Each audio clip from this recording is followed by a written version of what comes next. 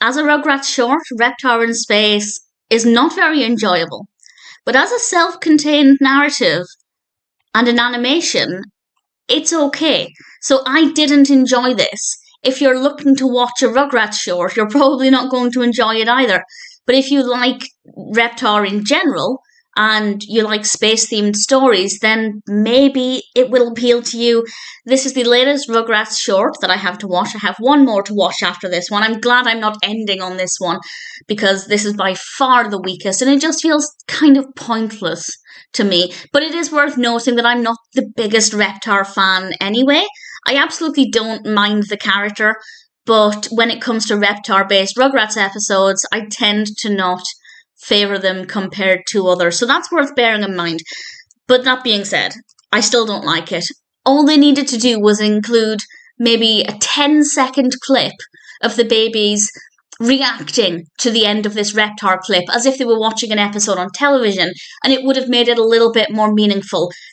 Doing that for probably not even 10 seconds would have significantly transformed this experience and made it feel a little bit more worthwhile, because it's not actually about Rugrats, the characters, the babies. It is just about Reptar. And we do have this voiceover telling us what's going on, and basically Reptar tries to make a burrito for breakfast. It blows up. He gets blasted onto this other planet.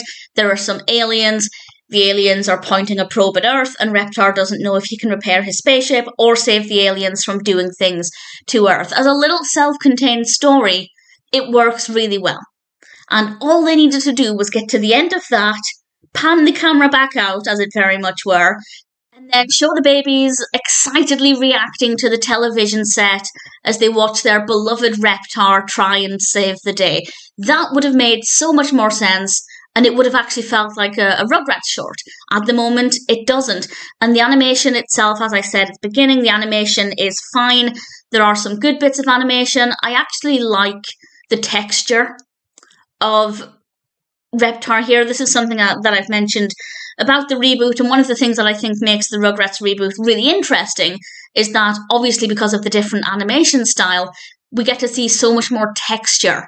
And that's so exciting. And the texture with Reptar is kind of subtle, but I really liked it. And I liked the colour of Reptar in this particular short. It's not quite as garish and vibrant as classic Reptar. And I think the subtle colour just makes it a little bit more appealing. I am finding positives where they exist because credit where it's due. It's not all bad.